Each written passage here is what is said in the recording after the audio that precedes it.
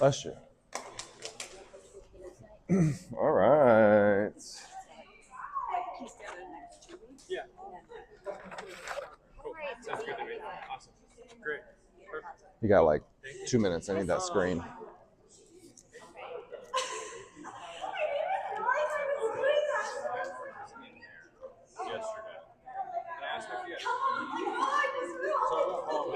Hey, everybody's gonna need a box or a seat, something to sit on. You can cuddle up close, sit on laps.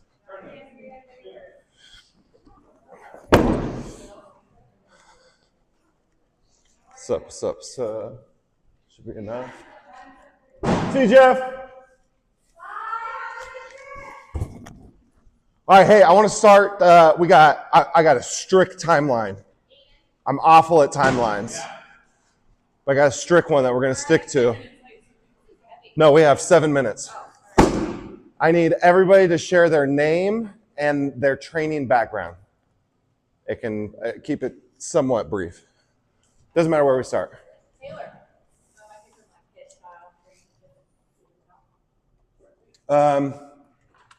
Like when I was a kid, I played sports. I then like why are you here? You can bullet point it.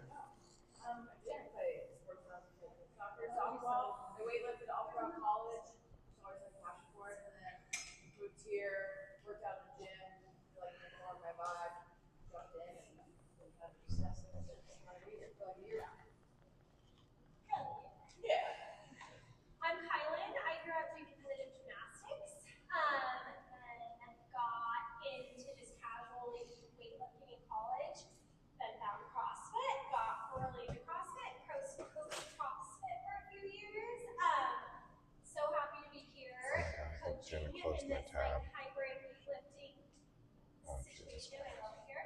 And I'm like really running, yoga, like anything that moves my body. I'm a horse riding. A horse is literally anything outside.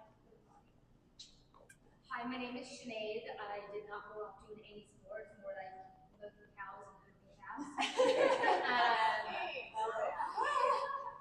I've been a firefighter paramedic for 23 years, so I started getting obsessed with lifting weights, running, competing in CrossFit. I run all of our wellness programs. We have 70 online firefighters, so I'm in charge of all of our fitness. The last 5 years I've been a competitive bodybuilder. Missed group fitness from bodybuilding because it's a very lonely sport. So started here about 1.5 years ago because I'm participating for a long time. And I've been coaching at Reckon now since the day opened. See that? My name is Jenna. Grew up playing sports in college. Started training when I had, I said it, weightlifting, but then started training other people when we had our daughters, and then we worked out our kids. And then I started here last February. 2 years ago. Yeah. Not last February. Yeah. February. Hi guys, I'm Margot. I was a national swimmer for a lot of my life, so did a lot of competitions nationally. My husband was the Toronto Blue Jays strength and conditioning coach, so he taught me a lot. I know. He taught me a lot of what I know. I did a lot of training on my own. He kind of perfected my form, and then I found F45, which I did religiously. Learned a lot there.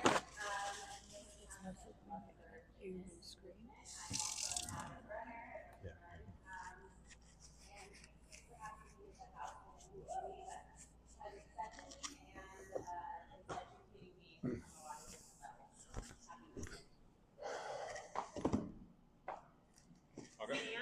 I'm Travis. I, from a young age, kind of always have been in the gym, played sports, football, track.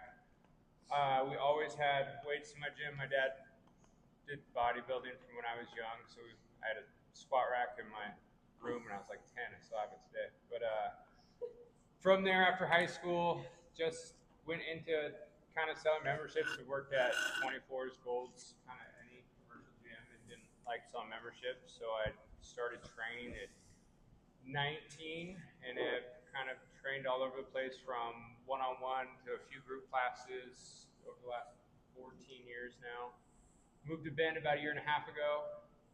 Bend doesn't have your typical like gym atmosphere where there's like a Gold's Gym or 24-hour fitness, something you just hop on and start training. So spent last year and a half just kind of odd jobs paying bills, and saw this place, came and talked, and really enjoyed the way things are thought, planned out. There's programs, and very happy to be here. My name's Mike. I played sports as a kid, every season, sometimes 2 or 3 within a season. Went to play baseball in college, dropped out my first year, started working out in a gym in Bellevue, Washington. I was up there from 2006 to 2011.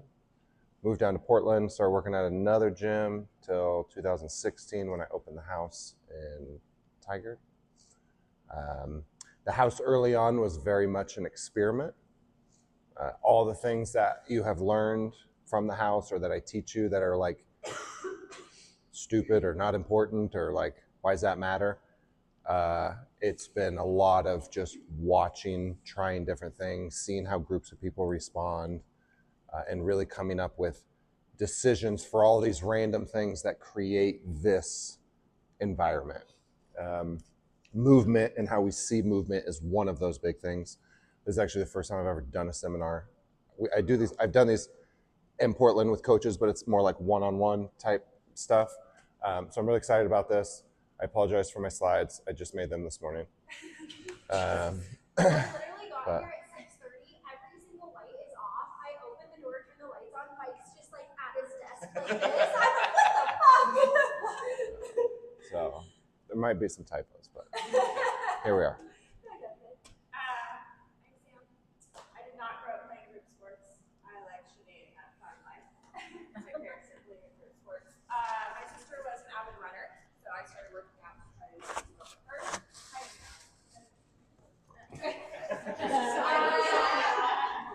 I dove into fitness, found what it did for me, and then I went home to share that, like sharing people's hours. And that's how I started coaching, because I love to be part of people's hours, especially as like parents or just any busy person. Like sometimes that's the only hour you have for yourself. So I thrive in like just being able to be a part of whoever's hour sets in. Done CrossFit, I've done HIIT, and now I'm here. Yeah. Cool. Yeah, my name's Aiden. I grew up playing sports like soccer, baseball. I found gymnastics like middle school. So yeah, similar background. Did gymnastics in high school, college, and then after college, I was like, I don't know what I'm doing. And then eventually I found CrossFit. I really liked the community aspect of it. It really gave me like a lot of friends and that kind of thing. So did CrossFit for a while, started in 2019. And then I moved, and then that's when I started coaching CrossFit, and really trying to bring the same community aspect from my first gym. And then I got really into Olympic weightlifting for a while, and then slowly sort of fell out of love with CrossFit. Moved here. I was living right next door for a month or so, and I dropped in, and I sort of felt the same community aspect from my first gym. It's like, this is the place I want to be. And yeah, I want to it's been exciting to be up at Redmond and sort of try and create that same community aspect that, gave me so much. That's my background. Cool. We've gotten a lot of emails from Redmond. People are like great coaches, so they really enjoyed. Yay! Nice work. All right. I got a lot of slides to get through. The idea is to cover a lot of information early on and then use about a 20-30 minute chunk on the back end to start moving and watching each other move. And I want to educate you and teach you things, and then I want to see them and see if we can spot them.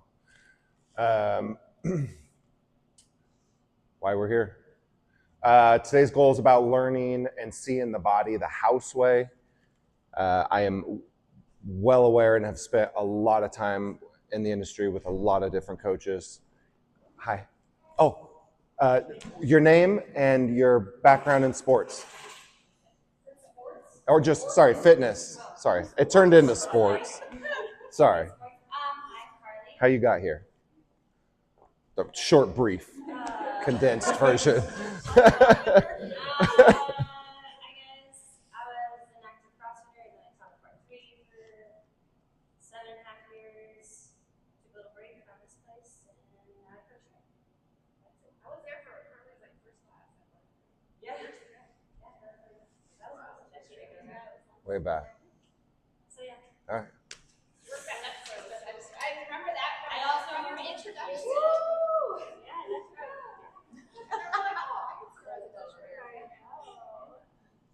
Okay, so just starting, Carly. A bunch of slides. We're going to use the front end to chit chat, and then we'll do some movement on the backside. I'm well aware that the house, there's a lot of different ways to do things. Every gym you go to, every coach you have, not only are there different mindsets and approaches, but they also have a little bit like their own way of seeing the body or using the body or talking about the body.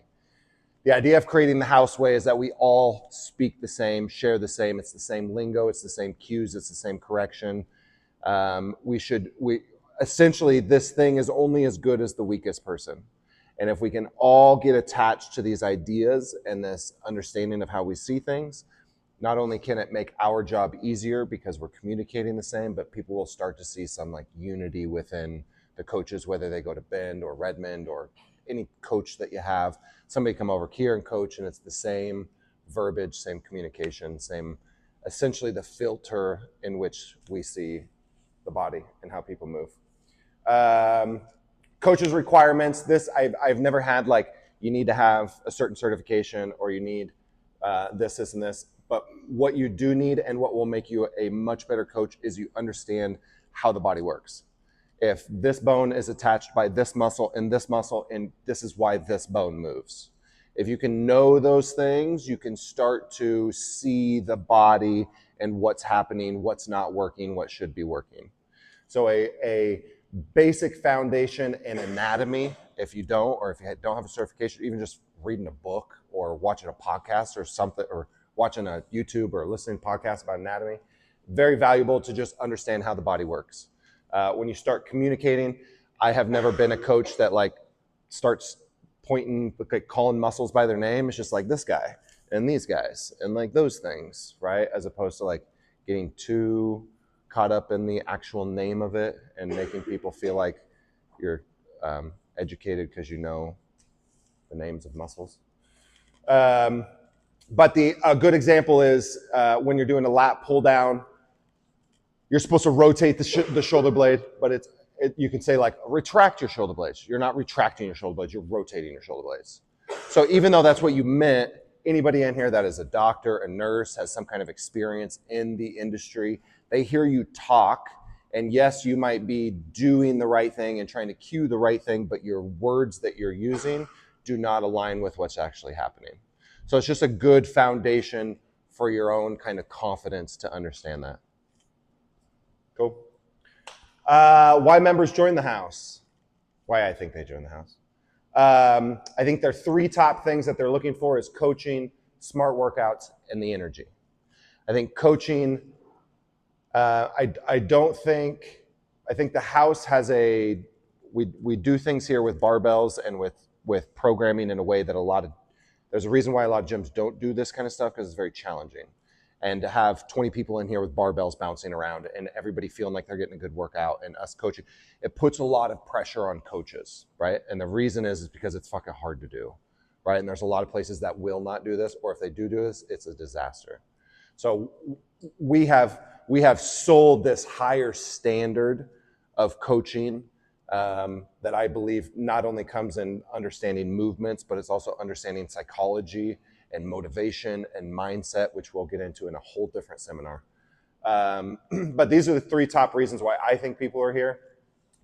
A high level of understanding. This will also help support you in your workouts when you're coaching is understanding not just the house, what we do at the house, but understanding fitness in general. Like, why do we lift heavy weights? Why is it good for people?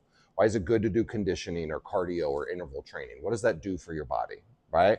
That kind of communication is what motivates people. Isn't the like, yeah, let's do it, or loud music. It's the, this is what we're doing. This is how you do it. This is why we're doing it. Here's the intention behind it. That is what's like, oh, hell yeah. I'm showing up. I want to be here. I know what I'm getting. I want to put energy into it. Then you stack the music and the hoorahs on top of that shit, and it's like the whole thing, right? But the coaching is, I think, the number one reason why people are drawn to the house, or if they are talking about the house outside of here, it's one of the main things that they mention. So if this is not in our house hours, it's going to be very obvious because it's what we sell, right? It's the main thing. It's what we try to do better or different than anyone else. Make sense? Like the education is, why do we lift heavy? Why do you do intervals? Thursday is not conditioning. It's capacity building. What's the difference? Conditioning is just getting your heart rate up and sweating. Capacity building is you have this much time. How much work can you get done? It's a mindset. It's an intentional, how much can I push myself in this given moment within this set period of time, right? Very difference between the two. And a lot of times if you just explain that to somebody, like, oh, maybe I'll try a Thursday, right? As opposed to I'll just go do conditioning on my own, right? Those are two very different things. So if you understand what we do, or even like the phases, like we start doing weird things on, like you did it this morning in class. Today's workout was built off of the last 2 weeks. So if you've been here, you're going to feel that change one more time. If you haven't, this is going to be like a shot in the face because it's just, you haven't been, it's just going to feel long, right? Which is very much educating them on why they're doing what they're doing, right? That is power that makes them feel like, oh, hell yeah. Like they don't get halfway through the workout and be like, God, can they not think of anything else other than a minute and a half worth of work, right? If they think, it's almost looked at as like a lack of like, okay, somebody just mailed it in, or, right? That's a very intentional thing. And if we don't sell it, it's going to be looked at as like, it was just a random, you couldn't figure out anything else to do. Okay, when it comes to movement, holders are more important than your movers. What holds your body and stabilizes your body is more important than the thing that's actually doing the work, right? You cannot do the work. You cannot apply force if you cannot withstand the force, right? In order to move something, I have to be anchored to be able to move it, right? With all movement. Can we agree that that is as long as we're on the same page here. Anything that you do when it comes to movement, anything that we cover moving on, your first thing is looking at their holders, and then you look at their movers. Oftentimes you can fix a holder and it changes their entire movement pattern, right? Where you're stuck, if you're cueing a mover, and it's like, oh no, don't do that. Oh no, don't do, okay, that didn't fit, that didn't fit. You really just need a wider base and better structure, and then you can work and do the movement properly. So holders before movers. Cool? If you can't hold, you can't rep. When it comes to holding, I like to start most things from the ground up. These things I feel like apply to whether you're pushing a heavy cart through the store, or you're deadlifting, or you're squatting, or any type of movement, these are going to apply. Your feet have to be built. They cannot arch, right? A lot of people with their feet, they're like, oh, I have collapsed arches. Well, fucking build them, right? You're in charge of your feet. Grip the ground, right? It's not a put an arch under there. Just it's not cut the edge. It's not curl the toes. It is activating this part of the foot, right? It's turning that on. That is gripping somebody to the ground, right? You can talk about toes and spreading toes out a bit, but most importantly, is that arch being built. Weight on the midfoot. Oftentimes, you can see people if they're in squishy shoes, you can see their feet wiggling, right? And most of the time, you just want them anchored to feel like they're in that, which oftentimes, if you build the arch, they will be in the midfoot. Femurs, most of the time, if you're not externally rotating femurs in a movement like a squat, you just need some kind of external rotation. Most of the time, unless it is an internal exercise that is intentionally trying to strengthen internal rotation, you're going to want some kind of external rotation in the femur, right? Either it is rotating during the movement or there's just outward pressure to stabilize it. You're going to need some kind of outward rotation in the femurs. Neutral spine. Neutral spine is essentially having your hips. Think of your hips. People have talked about it like a bucket, right? The bucket's tipped forward, water will fall out. Bucket's tipped back, water will fall back. You need a neutral spine, right? Most people have a slightly anterior tilt. Some people got a booty pop, right? Big anterior tilt. And they're like, oh, I just have a big butt. No, you're just way forward, right? Right? So you have to get a neutral spine or hips underneath somebody before. That is what essentially creates the bottom part of the spine. Top part is your rib cage. If you think of it like this, it can't tip forward. It can't tip back. It too has to be straight up and down. That and the bucket is what creates the stacked neutral spine. Your spine isn't doing shit. It's your hips and your rib cage. Those are the two things that you need to control. And then shoulders back and down, just posture, upper body. For the most part, those cues will fix any movement. Those are the main things you look for, right? If we're going to do a workout and like a Wednesday and it's going to be single leg work and upper body pulling or single arm overhead work, you're going to be looking at feet for people's knees. You're going to look at external rotation. You're going to make sure their hips are underneath them, and you're going to make sure the shoulder's in the right place. If they're squatting on Monday, feet got to be in the right spot. Femurs got to rotate. Hips need to be in a neutral spine when they're squatting. Shoulders got to stay packed. Right? For the most part, those are your big kind of things that need to be holding for all movements. How are we doing on time? 40. Oh, we're cruising. Ratchet strap. Everybody know what ratchet straps are? Yeah.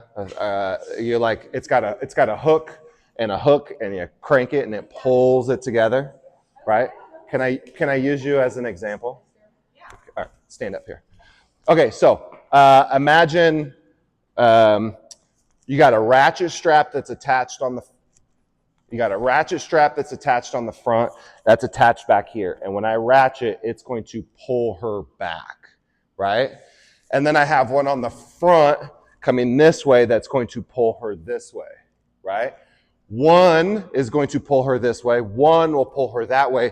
If they are both pulling, it is going to secure her, right? It's going to drop her down and create a foundation, a base that she can hold, right? So in order to do that, the ratchet strap on the front is the upper abs pulling the ribs down.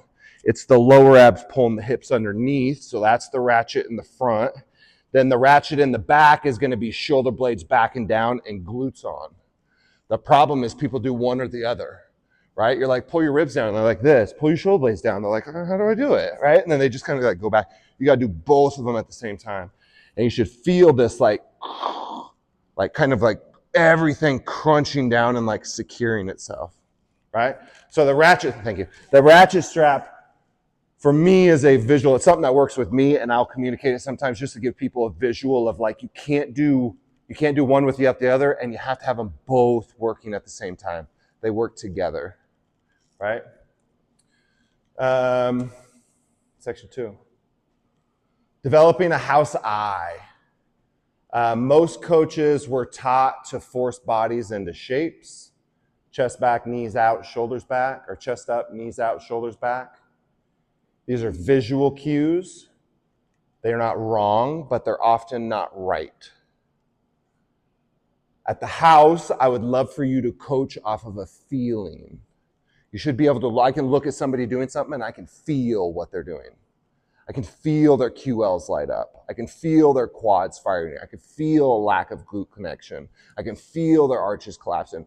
I can feel the doubt and the fucking fear when somebody's doing this of they're not going to go down all the way because they're scared, so they're just going to stop right here, right? You can see those things and you can feel it. And if you can feel it, which is oftentimes why if you have experience or if you've worked out here a lot, you can put yourself in somebody's position and feel what they're feeling, right? If you've done an hour on the machine and you're watching somebody on the machine yesterday, you like, oh, I know what they're going through right now. I know what they need from me. If you've never done it before, you're going to go over there and tell them their butt looks sweaty or something while they're... But you know what I mean? Like you want to, you're ideally you're trying to feel what somebody is moving through. It doesn't make the shapes and the cues wrong, but if you can come from a place of feeling and understanding what their body is doing, your communication to them is going to hit very different. Yeah. Change the mindset. I think a lot of times if you're like when somebody is squatting and they don't go all the way down and you tell them you need to go lower, you telling them to go lower is the obvious thing they need to change, but what's really happening is they're scared or they're afraid, and you're just saying go lower. You're like, hey, I know you're afraid right now. I know you're kind of timid. If you can try harder and go lower, or take some weight off and be more confident while you're moving. That coaching is that is very, you're not just spotting what's going wrong, you are feeling what they're going through and really understanding how to come along beside them and work them through whatever that situation is. And if you can't feel it, ask questions. What do you feel right now? Right? Like if I go up, and I mostly do this with people that have workout experience outside of here that come in here. With a new person that's never lifted, I don't ask them a lot of questions. I just kind of mold them and get them going. For somebody that's coming in here that's worked somewhere else or worked out somewhere else that's coming in here, I want to understand, like, why are you doing it that way? Like when you do your RDLs like that, like, what are you feeling right now? Like, oh, I feel it in my low back. Oh yeah, okay, can I, now I have an entry into an adjustment. If they're like, oh, I feel it in my glute, be like, hey, by all means, do you, right? Then I just kind of let them go. But if I don't maybe align with what they're feeling or understand what they feel or don't know what they're feeling, if somebody gets off a ski erg and they're 10 rounds into their 30-90s, like, hey, how you doing right now? Like, I'm barely hanging on. I'd be like, hey, okay, I'm right there with you. I know that feeling. You're in the right spot. Or like, I don't know, it's kind of a waste of my time. You're not going fast enough, right? As opposed to just assuming that they're working or not really knowing. So if you can feel it, communicate it. If you can't feel it, ask a question. The extended warm-up. I 100% believe that if people want to get better, they get better in their warm-up. Your warm-up mobilizes. Your extended warm-up activates. Your workout uses, right? You go into your workout and you use whatever you showed up with. You don't go into your workout and get better, right? You can't have a shitty squat in your warm-up and then throw a barbell on your back and all of a sudden do a good squat, right? People's extended warm-up, and you see it in here all the time. You'll see it with like a single arm overhead lunge where people are just fucking doing this shit. And it's like, extend your elbow, like, oh shit, okay. Right? It's minimal effort. Or they'll do like a cook squat and they'll do like this. Right? Just no effort at all. But they also have awful overhead mobility. And they think if they're going to get stronger, their overhead mobility is going to fix it. When really, if they just tried harder in their extended warm-up. And a lot of that is just us as coaches telling them this is where the value is. This is how you get better, right? Because they're not going to care, right? They're going to show up late. They're going to skip it. They want to get to the workout. They want to get to the thing that makes them feel like they're getting better or they're getting their money's worth or whatever that might be. It's also very hard to correct somebody when they're getting under the barbell. By the time they get underweight or something, ideally you've already fixed them. Right? Your extended warm-up, yes, it can get crazy in here when we have like bigger groups and partnering and you're doing a bunch of other shit during warm-ups and extended warm-ups. But that is the time, like if you have a new person, that is the time you watch them squat. That's the time you watch them hinge, right? If they do an RDL and it's deadlift day and they're doing their RDL like this, you're fucked. Like you need to spend 2-3 minutes with them before you partner up. Or, hey, I'm going to deadlift with you in the corner. Go down there. I'll be there in 30 seconds. We're going to do it together. Right? Because I saw the issue, now I need to fix the issue. But ideally, this is where, this will help you avoid a lot of issues in your coaching hours if you can see movement patterns before people go and do their thing. It'll help with partnering. If I got 3 or 4 people that don't know how to deadlift, everybody right there, I'm going to get everyone else going, and I'm going to come back and teach you all how to deadlift at the exact same time, right? Or I can do it in the warm-up. Sometimes it's just a cue or a thought, and people can move their body and change it. Sometimes people can't connect anything, and they need a full, like, hands and knees, let's talk about your spine for a second kind of stuff, right? And you have to, like, start at square one. But the extended warm-up, if you're going to change somebody or if you're going to improve somebody, it's going to be done in the extended warm-up. That is the golden hour of the workout, right? Mobilize, see what people have to work with, activate, turn everything on.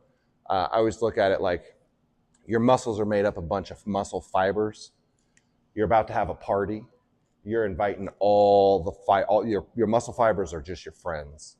You're just inviting all the friends that you can, right? But for real, like, and you'll see it, like if I go into a warm up like that and I'm doing my goblet squat, I'm like, oh fuck, I need all my homies there, like, and the more you can invite, the bigger energy and confidence you can go into an hour, right? If you go into a back squat hour feeling like you're going to battle with 100 homies behind you, very different than skipping your workout, half-assing it, feeling like, my knee's a little, like, oh God, that first squat, like, oh shit. Like, you should already be past that.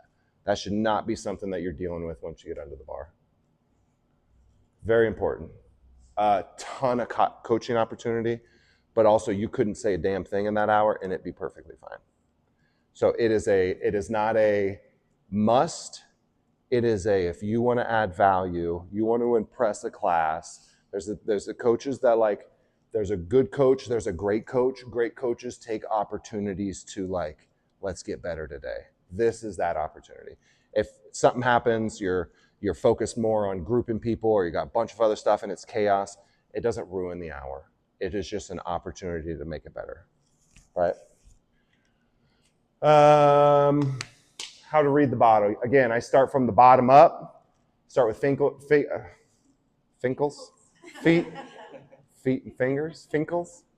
I start with the feet, either the arches or where they are, right? A lot of people are squatting with their feet out. I know immediately their arches are going to collapse or something's going to happen from that. Then I move up to the ankles. If we got a problem wrong with the feet, normally we have an issue with the ankles. If we got a problem with the ankles, there's an issue with the knee. If there's a problem with the knee, there's an issue with the hips, and and all of a sudden it's here, right? All because our feet are in the wrong spot.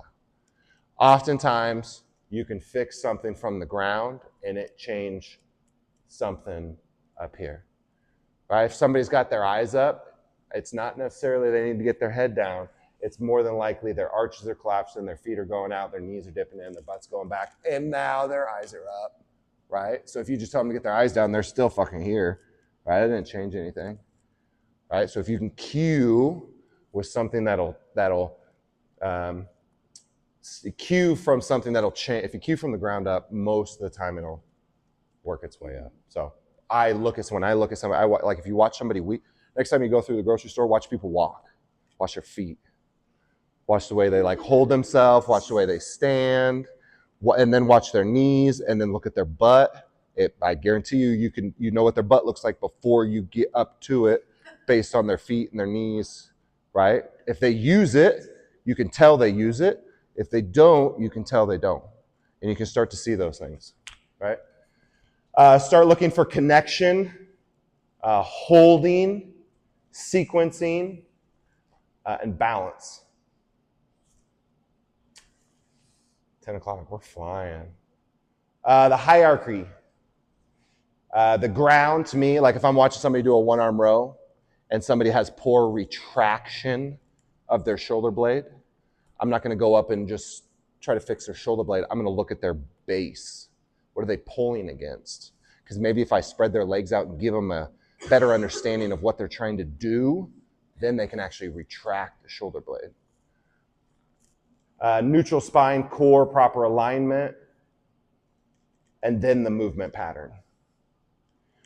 So if you can look at the structure, look at the balance, how strong does the structure look? Is it in alignment? All those things that we talked about before, the hips, the shoulders, the knees, the glutes, all that stuff there. Then what shape are they trying to do? Oftentimes you can fix the shape, the squat, the hinge, vertical push, pull, horizontal push, pull, core, whatever it is, by just better cueing 1 and 2. Oftentimes you address one issue, it'll fix 3 or 4 other things. It'll just be like a ripple effect. All of a sudden they'll feel what you're trying to do. Yeah?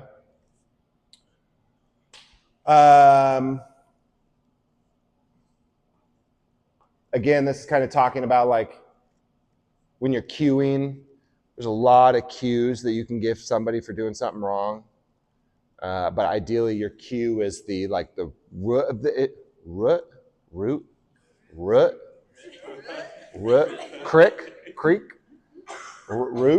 of the issue, versus they what's an example? Like oftentimes when people are overhead pressing, they're going to open up their front side while they push up, and they're going to be here. And the cue here would be like, oh, pull your biceps behind your ears or get more overhead with it. And you're going to think they're going to do this automatically when really they're just going to fucking lean back farther or something, right? When really the issue there is probably more of the core, holding the core and then being able to push against that.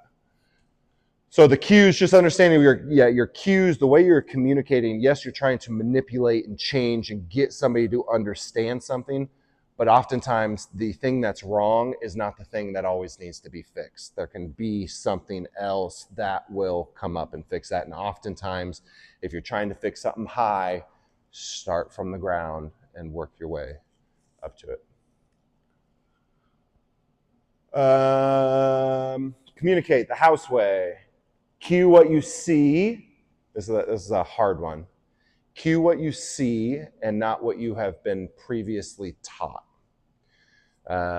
When you go somewhere, including the house, you start to hear people, you coach around people, you start picking up things, you say things a certain way. You're at a certain gym and somebody does something and it works really well, so you kind of like adopt that.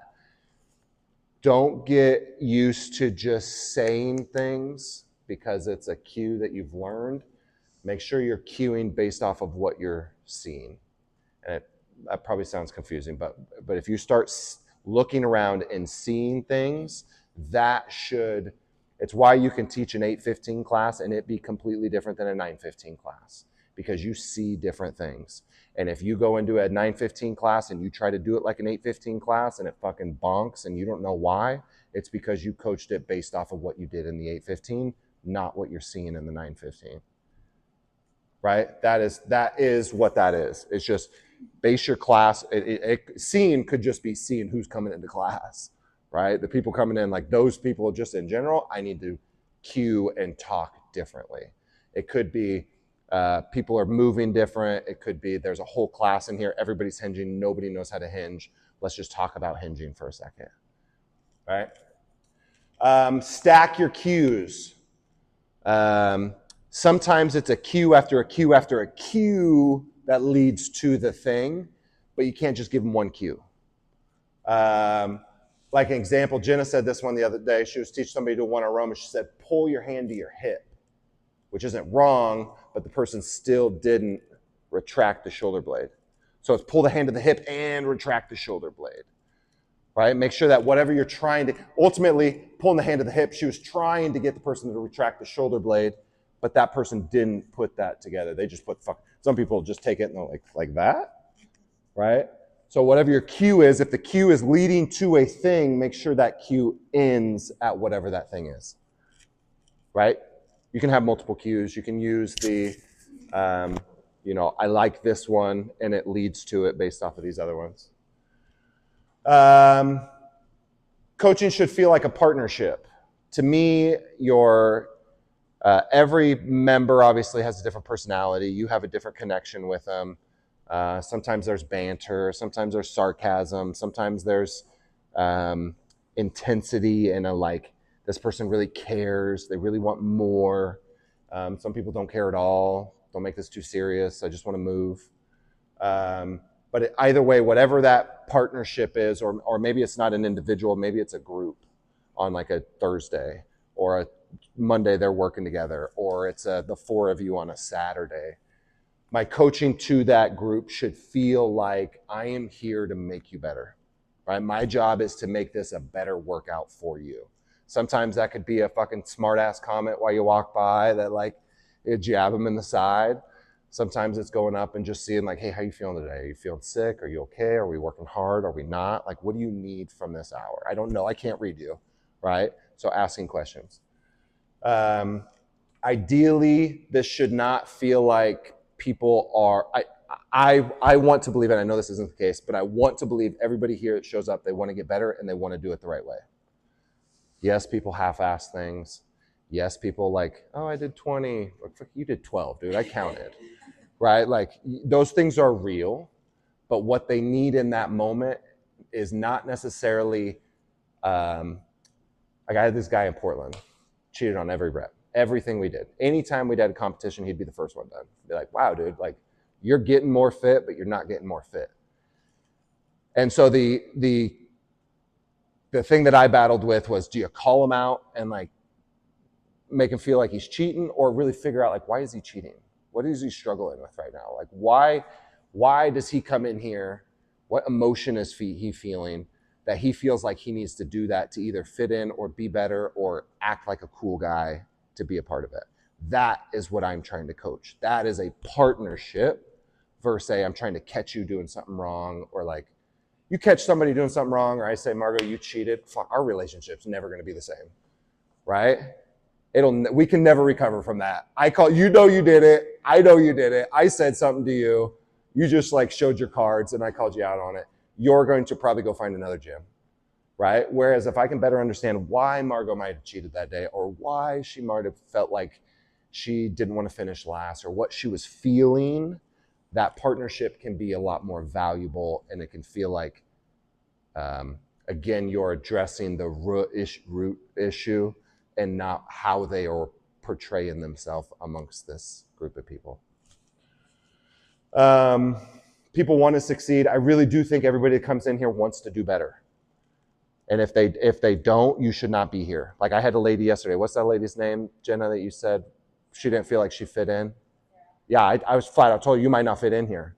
If you're not going to do a full squat, don't be here, right? Like I know I saw you do a full squat and I saw you do a half-ass squat, right? Like if you can't do the full one every time and have like a set standard and expectation, like this is not going to be the place for you, because we're going to apply, not because you're not going to fit in with personalities, but because we're going to apply weight. We're going to push you. We're going to put you under pressure, and you're going to hurt and not feel good, or you're just not going to want to do it.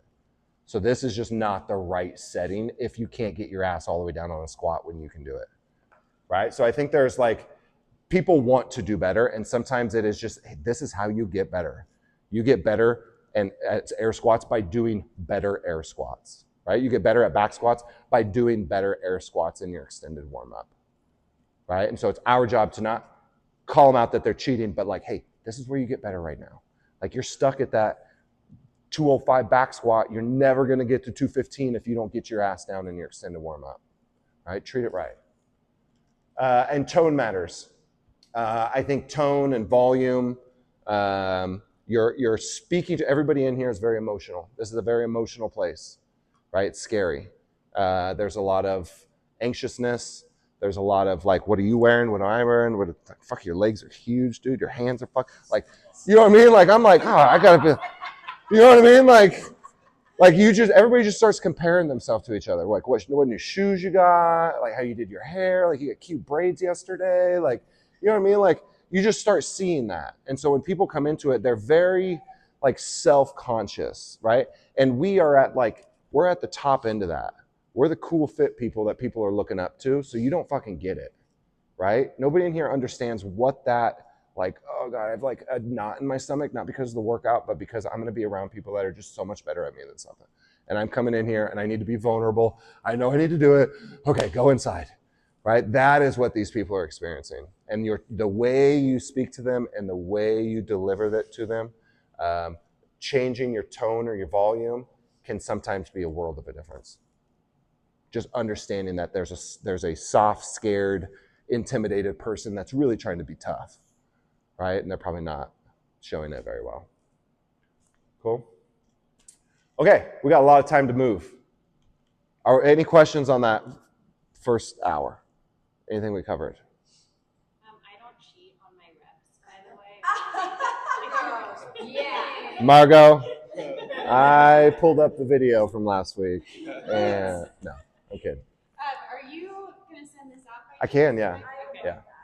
Yeah, I can. Yes. Should we go back through them all or no? Back to, okay, this maybe you can tell me if this is the wrong time to ask this. Agility slots with extended warm-up. Yeah, I do that a lot in New York States. yeah. How do, maybe I should be better Hype it at up, dude. selling it Um, as more of like, this is very important for the work. I'm finding that people are showing up intentionally late Yeah. on this days because They don't find value they in it. don't find value in Yeah. it. It's like actually saying, hey, yo, this is waking up your brain. This is Yeah. where like I can. So probably more so on me, but I'm like. Let's hold that thought. Okay. We have a closing area here. Let's bring that back there. Okay. Let's use that to talk about specific. Extended warm-up. Yeah, yeah. Came to mind that I was like, hey, how- That specifically is any type of power agility stuff. It goes two ways. You speak to your athletes that want to improve quickness and speed. You speak to your general population that doesn't want to slip and fall. Right? That is power is reaction. Right? Sport, reaction quick, slip and fall, catch something. That is reaction. Right? So power in a general population is injury prevention. Power in a sports specific is performance, right? They can be the same movement, but very different, right? This one over here for sports performance, they're going to apply pressure. They're going to apply fucking weight and like plates and like cleans and like heavy shit. These people over here just need to make sure if they slip, they can like catch themselves, or if they fall, they can do, or if like you fall, I can like catch you. Yeah. The idea of, like, you can add a lot of value in the extended warm-up. Do you ever, like, apply that as well to the mobility? Because I feel like sometimes, I haven't seen it as much in Redmond yet, but, like, a lot of the times, like, oh, hey, this person's, like, they're doing another rep press and they open their ribcage up, right? And you cue the ribcage down, but it's just a mobility issue. They actually can't open that lat all the way up. And do you ever, like, trying to harp is a bad word, but like harp on the fact that like if you guys take the mobility seriously, it might. Yeah, well, you sell that the workout is in importance. It's in order of importance. Yeah. So the warm up is more important than the extended warm up. The extended warm up is more important than the workout. The workout's more important than the finisher, right? You should never see an overhead press in the warm up. If there is, that was our fault. You should just see the idea of the warm up is me coming in and feeling like, oh, what do I have to work with today? Like, what did I do yesterday? What did I do this weekend? Like, oh God, we benched yesterday. Or like, oh shit, my shoulders are like, oh God, we deadlifted yesterday. Like, it's the time for them to assess the situation, right? So a lot of your mobilizing in your warm up is here's the movement, make it look like this. And if there's something like you see people with scorpions, they get lazy. Like, no, actually, like try to get it up there. All you're trying to do during the mobility is just get them to move joints more, but really get them to connect with how are you feeling, right? What's happening today? What did you show up with? Sometimes that's a good idea for people to mentally set the tone for the day. A lot of people they will decide prior to coming in here, like, this is what I'm doing today, when really you should decide after your warm up. Right? What do I have to work with? Like, oh, my back feels really good. Like, my legs feel good. Like, oh, I could actually work today. Get into your extended warm up and start turning things on. And I feel like some people, I'll give them things to work on. Yeah. Like, I don't know, she couldn't back squat, she couldn't get her arms back, so I gave her things to be working on at home, so now she can actually hold the bar. Yeah. So, you feel comfortable, give that one person. Yeah. I feel like. But you'll see that like somebody has a hard time doing dislocates, they're going to have a hard time putting their hands on the bar. Like you can see issues coming, and maybe avoid them or give them things to do. There's a difference between giving something to do in that moment to help then, and then there's like, hey, this is going to take 3 months to fix. Like, we're not going to fix this today. Yeah. Yeah, I think it's more like the long Yeah. goal effort of like Yeah. or something. Oh yeah, Like, no, I think everybody, like our Friday 2K warm-ups that I'm knowing people are slacking on and showing late, everything is intentionally, like that 2K warm-up is to shake off the shit from Thursday that people are coming in here with PTSD, like, God, I just got bent over by that skier yesterday. Get back on it immediately, right? Shake it, and then settle into whatever your workout is and kind of leave it from there. So all of those things, again, are the intentional. And if you don't sell the value of showing up and doing the warm-up, people are going, and we can do it through emails, we can do it through Instagram, but really it's going to come down to like who's coaching the hour. And when somebody walks in late and be like, hey, like you've been complaining about your shoulder issue for the last, like these mobility warm-ups would be great to make sure you get in, right? Like that is a coach coaching.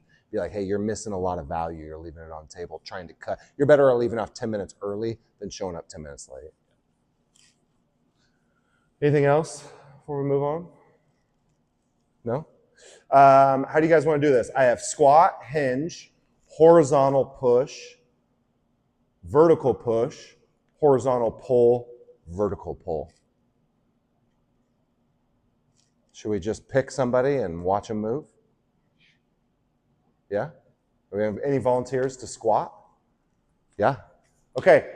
Squat cues.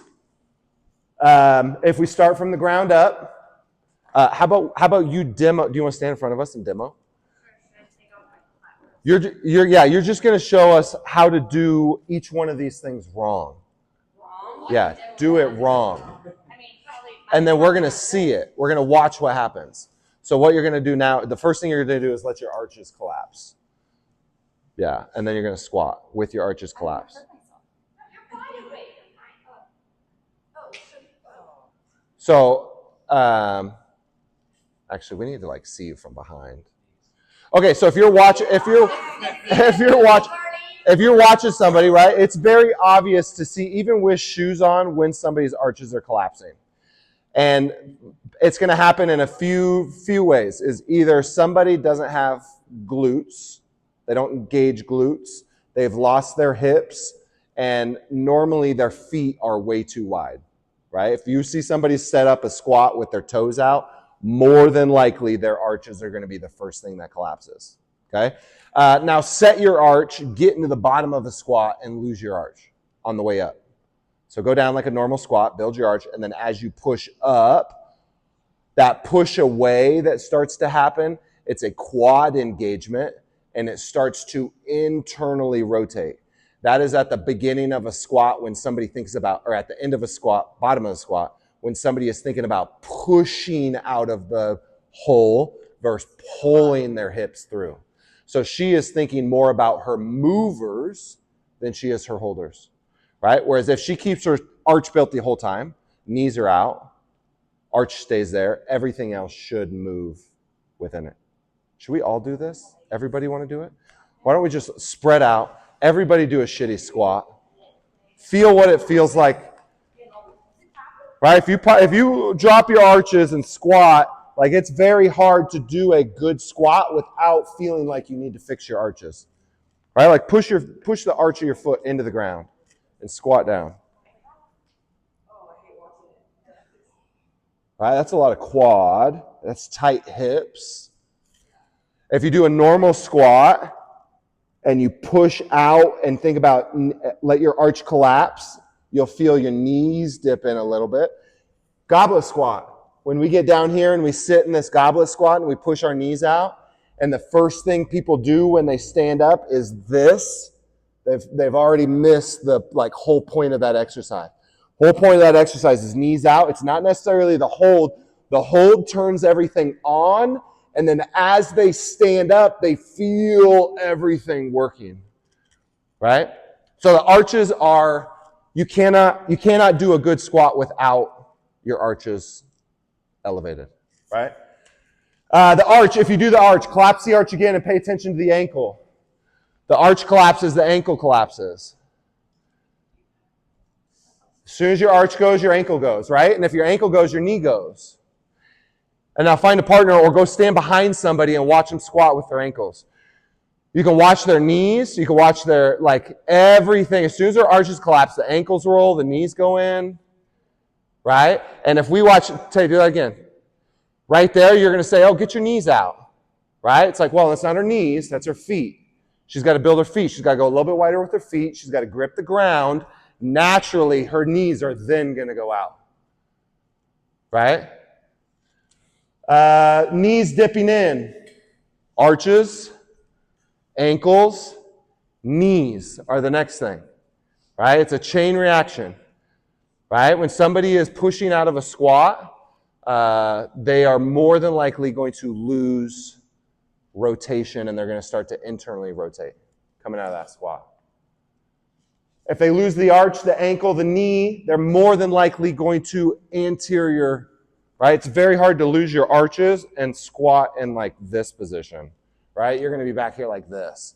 Because your femur, if I'm going to squat, I have to get my femur out of the way. It's not going to go forward. It can't go back.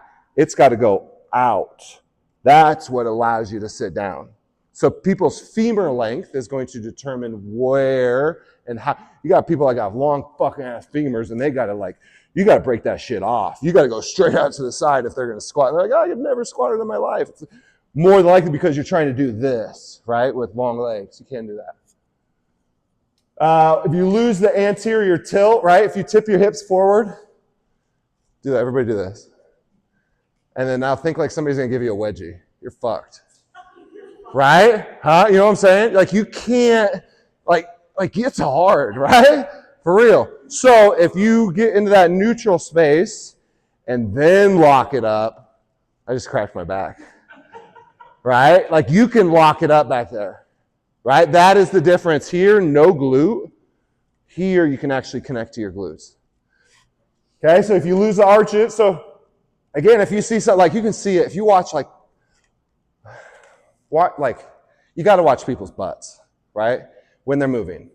And if you watch it and it does not look like it's hard, they're not doing it right, right? And oftentimes you can just work your way back through and figure out where the issue is.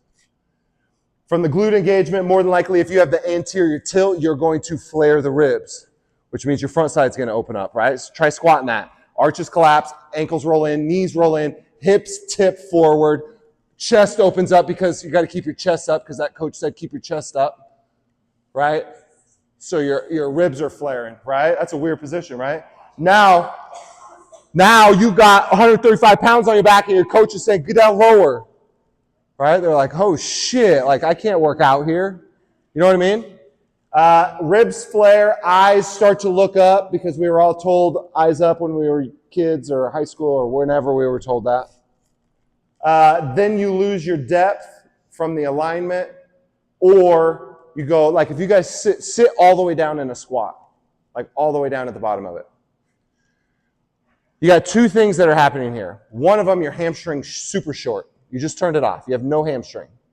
Okay, so when you go to stand up out of that, I guarantee you the very first thing you're going to do is this, right? And as soon as you get there and you start to feel like your hamstrings are, I'm like, oh, there's everything, right? So sitting too low into a squat is not a good thing.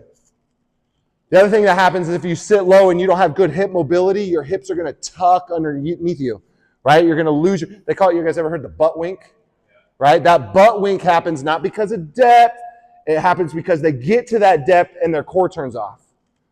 Right? So it doesn't necessarily mean, the cue wouldn't be don't go as low. The cue would be if you're going to go that low, you need to keep your core tighter. Right? And if you're going to go that low, you got to stay connected to your hamstrings. That is squat. Yeah. Well, I've gotten the question of like, what is the benefit of going super low in squat? What is super low? Like, I mean, below like here. I think hips. So my range of motion for me is how you strengthen your muscles is how you can move your body. Right? Like a lot of people think I do a lot of mobility work. I just try to make sure everything I do is full range of motion. right? So we are not necessarily trying to increase range of motion all the time, but there is like a standard in which that we're trying to get to, because that is essentially like anything lower than that. I got a coach in Portland that, oh, you guys know Anj? You guys seen Anj on Instagram? Fuck, she and I go head to head on shit. She is a ass to the ground kind of person because she can control it. So then she teaches other people to do it and they can't control it. So it's not the same thing. I am not a huge fan of anything past parallel, because you can feel it. As soon as you get to this is the hardest part of the squat. Anything lower than that, you're almost like sitting into it, right? Your knees are more like connective tissue here. This coming out of this hole fucking hurts, right? That movement right there with 300 pounds on my back, fuck, right? This is, I'm on. Everything's on. Everything's strong. I don't need to go lower than that, right? If I'm going to sit around somewhere all day like this, then maybe I would train in that range of motion. But I don't. I feel like it is the risk versus reward starts to change. Things start to happen, I think. To get lower, yeah. Yeah. A lot of it can be for like time, like it's easier to get down. Like you'll see it in wall balls, people like bounce out of the bottom. Just because, and that can like wear and tear can be a lot. Yeah. Squat movements. Everything that you just learned, everything we just talked about, squatting, lunging, step ups, split squats, Bulgarian split squats, side lunges, all the same shit. Nothing changes. It's not a different move. It's just a single leg squat. Okay, it doesn't matter if your foot's up, if your foot's down, if your back foot's elevated, it's the same shit. Same cues, right? If I'm lunging and my arch collapses, my ankle's gonna roll. My ankle roll, my knee's gonna dip. My knees dip, I'm gonna lose my hips. And then all of a sudden I'm gonna, you've seen this, right? People doing this shit, right? This is a byproduct of a poor arch, externally rotated, hips underneath me, and actually being able to move through that. Don't get confused with all of the different lifts as if they all need their own structure. It is a squat. It's a squat variation. The cues are the exact same. Cool? Yeah? Hinge. So you have your normal stance, which is your feet are underneath of you. Like if he's going to jump up in the air, or sometimes I get people to hang from a bar and just drop. Their feet are right underneath of them. You know, most people want to squat, right? They're a little bit wider. If you're squatting, you got to go sumo, hands are inside. That's the only difference, right? Traditional's outside, sumo's inside. If you're traditional and your feet are wide, more than likely you're going to be here because your knees are in the way. So you just need to switch it. Or you got to come inside more, right? Okay, so again, if we start with the bottom up, foot placement, where your feet are. You're either right underneath you, like you're going to jump in the air. That's your power stance. If you're going to do a broad jump, you're going to do a box jump. Probably not kettlebell swing. Kettlebell's going to get in the way. A hip thrust, like a powerful hip thrust, that's where you're going to be. If you're not there, you're sumo. And that just means hands inside. The wider you get with the sumo really depends on the hips and the individual person. Sumo wide is really like the wider your feet are, the lower the bar can be. It doesn't have to come up off the ground. So you see people in there and they're fucking like sumoing like this, right? Really just that bar's going from here to here, right? They don't have to go very far, so it makes it easier. Right? Yes, it hits your body a little bit different with that external rotation, hips wider, but for the most part, you're just shortening that range of motion. So foot placement, figuring out where their feet will be. It's either right underneath their hips or it's wide, hands in. Toes pointed inward or outward. They should be straightforward. Unless you're sumo, then you can start to fan out a little bit. Knees collapsing. There's not a lot of external femur rotation happening in the hinge, but they do need to be set out, right?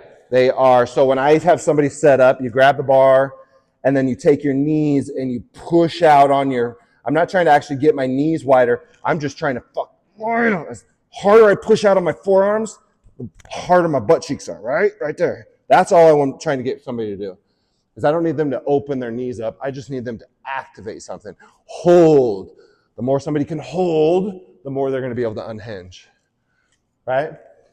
So that is if you'll see it when people get in, a lot of the first movement can be this like off the ground or one side starts to go. If you watch behind, Jenna corrects a lot of hip imbalances. And a lot of that can be from a lack of controlling that knee, right? Hamstring tension. If you guys get into everybody pretend like you're going to do a hinge and you drop your butt too low. Yeah, there's no hamstring, right? You don't feel your hamstring very much. If you lift your hips up a little bit, you feel the hamstring. So if I'm watching you, I can feel it. If you go lower, Sam, I can't feel your hamstring right there. I can kind of feel that, right? I'm trying to feel your hamstrings turn on. Hamstrings are too low, you're going to be here. Hips are too high, that's too tight of a hamstring. I just need a little tension on the hamstring. Normally that makes a play button on a remote. Their butt ends up between their knees and their shoulders, right? They're not too low, they're not too high. Butt should be right in the middle. Right? Femur length, torso length, it's going to change a little bit. You guys will all look different in your setup from your hinge, but you should be able to see the right placement, toes going the right way. There's a little outward pressure on the knees, the hamstrings, there's tension in the knees. Once you get the hamstrings on and the outward pressure, you can see glute engagement. Glute engagement allows them to get a long spine. Oftentimes you'll see like this and it'll be like flatten your back out. And they don't, it's not flatten their back out. They just need to connect to their glutes and fix their feet. That is what'll correct them, not just them doing that, right? So again, you're cueing when these things are going wrong. It is start from the ground up, work your way back up to it. Spine flexed or extended, right? You'll have people that are way too extended. You'll have people way too flexed in that deadlift. How would you do that? Which one? I would start from the feet. I'd work my way up here. I'd make sure that's right, that's right, that's right, that's right, that's right, that's right. And if that's not right, just flatten your spine. Right? A lot of times that is the way it is because one of these is off. So if I fix one of these, maybe that'll fix it. Oftentimes somebody might not be, the bar might be too low. They might have tight hips, or they're like, maybe they have a big belly and they're having a hard time getting down. So then just go sumo. Deadlift doesn't work for you. If you can't correct it, just get them out of it. Go into something different. Or too much weight? Yeah, but these are all things that are holders. You should see this before they pick the bar up. But if they can't hold, they can't move. Right? That should be like a no-fly zone. You can't hold your shit together. You should not be doing that. You need to try harder or you need to go lighter. If you can't hold, you need to try harder or go lighter. If you can't hold, you can't move. Right? And oftentimes that whole try harder thing, I know it sounds like, I don't know how it comes off to a lot of people, but it is what it is. You either try harder. Oftentimes people put 135 on the bar and they get under it like they're squatting 135. Get under it like it's 185. Try harder. And that aggression and that attention alone can sometimes be what they need. And because we have such a safe place in our strength days, they can do that and then they can rest. They're not having to do that and then go chase a sprint and then follow it up and do it all in like 5 minutes. Right? So that's the point, is try harder, exert energy, because you will have time to rest and recover. Strength days, people should be exerting as much energy as they can every fucking rep. Do not save anything, right? People think like, oh, I'm not going to go hard now because I know what's coming later, right? That cannot be the mentality for a Monday, Wednesday, Friday. That's a Tuesday, Thursday, Saturday mindset. I need to chill out now because I'm blitzing later, right? Monday, Wednesday, Friday, it is a use all your energy on your air squats. And if you don't make it to the back squats, good, you just dodged a bullet, right? If you can't do 3 rounds of 10 air squats, you shouldn't do any back squats. Right? So get through that first. If you feel good there, then go up there. Or people that don't want to work too heavy and exert a bunch of energy because they want to save it for their 4x4. You shouldn't be doing the 4x4 that percentage if you can't work up to whatever that weight is. Right? Hinging, the last two is the shoulders. People start reaching down to the ground. The reason for that is getting lower. Their angles have to get lower, and they don't want to. It's a lazy, so they start reaching. You see it a lot when we do deficit deadlifts, when you put feet up on people, and all of a sudden, instead of here, they have to get down here. This is working. This is just fucking being lazy and like, oh God, this is hard, right? Like, you got way too much weight on there.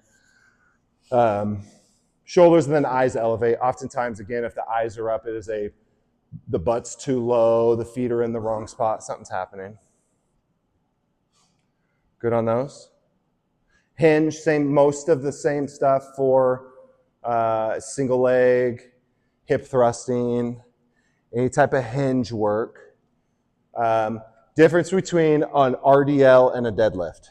Deadlift starts from the ground, stands up, finishes on the ground. To me, the idea of a deadlift is you're taking something that's on the ground and you're picking it up, which means you're taking something where all the weight is right there and I'm putting it all right here, over and over again. It's not loading the weight and then moving the weight. It's picking it up, set it down. Pick it up, set it down. When somebody fails, they fail because they can't get it off the ground.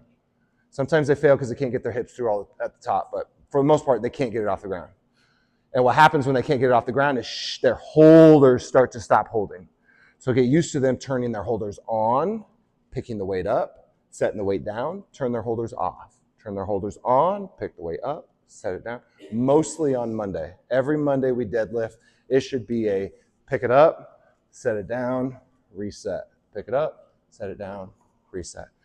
Wednesday or Friday when we're deadlifting, you're training more hamstring and not necessarily the deadlift. So then you can stay under tension and move it through that.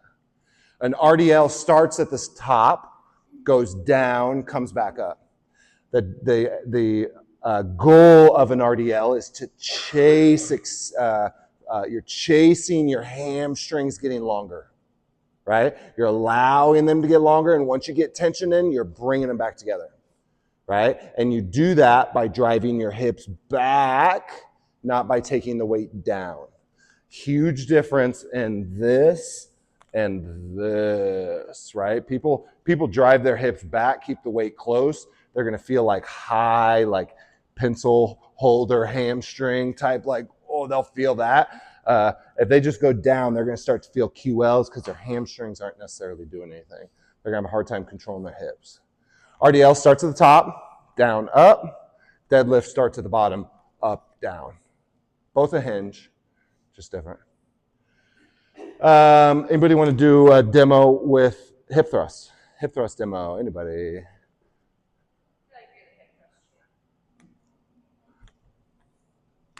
Yeah. Okay, so big thing here is from the hips up is the most important in order for her to actually access her glutes. If she has any type of disconnection in her upper body, she's going to have a hard time accessing her entire glute. Okay? So ideally, that bar is going to look like it's in the crease of her hip and her femur, right? Ideally, the bar is sitting on top of her femur. It's like an inch or two down from the hip. So the cue here is to take the bar and push it into your femur, my way, not necessarily down into the ground, right? The other cue here is that her rib cage, if she opens her rib cage at all before elevating her hips, she's going to lose her glutes. So she needs her ratchet strap in the front, which is crunched. She needs her ratchet strap in the back, which is pushing the bar into her femurs. That is locked. Then she can unhinge. And the hinge is not height, it's flexion. Flex your glute. She's not driving through the ground. She's shortening her hamstring and glute, right? The cue, I know the cue is always like drive through your heels. Don't fucking drive through your heels. You're not pushing, you're shortening, you're pulling, okay? Same thing on a deadlift. When you go to pick a bar up off the ground, you are not pushing away from the ground. Your cue should not be push. Your cue is pull, right? You cannot extend your hips without extending your knees. right? You have to extend your knees to extend your hips. So don't cue knee extension because it'll happen automatically once you get your hips up. So if she focuses on shortening her glute, making it tighter and smaller, she's gonna feel something different than if I say push through your heels. If she pushes through the heels, that's very different. If I say connect and shorten and harden, that is a very different lift. I am basing it off of what she's feeling, not what she's doing and what I'm seeing, because they both look the exact same, right? Do them both again. One's the push, that's the push, that's the shorten. So you can kind of tell, but for the most part, they look the same, right? But you're chasing that feeling of what they're trying to do. The cue of pushing away from the ground, or the cue of pushing away from the ground in a deadlift, it is not wrong. It's 100% right. You need knee extension. But it is only going to set somebody up for failure because they are focused on the wrong thing. Whatever you tell them, they're going to think about. So if you say push away from the ground, all they're going to fucking do is push away from the ground, right? If you tell her shorten your glute, she's all of a sudden going to pull the weight up, right? In that deadlift, it's not push away from the ground, it's pull your hips through, right? Like even in a squat, I hate telling people to push out of the bottom of the squat because when they fail here. And they fail there because they're pushing and then they have to pull. So just pull from the beginning because the push is what's going to essentially steer them the wrong way. So if you cue off the thing that's going to go wrong, right? Like you tell somebody to drive their knees out of a squat, that is a pull, right? Their hips will stay underneath of them and they'll stay stacked. If you tell them to get down there and push out of it, they're going to lose their hips, they're going to lose their knees. Even though it's not wrong, it's a push exercise, it's quad dominant, right? But the quads are not going to fail. Your holders are going to fail, right? So you don't necessarily need to cue the mover, you need to cue the holder. Yeah? Good on that? Yeah. Cool? Yeah? She feel the difference? So the feel, what she's trying to feel, yes, drive your heels up, but you're not actually like, that cue is, again, it's not wrong, but it only goes so far. It only goes so far. It does not take her to a glute contraction. A glute contraction is a shortening of the muscle. So just fucking cue the shortening of the muscle. Shorten it. And that will be the byproduct of it.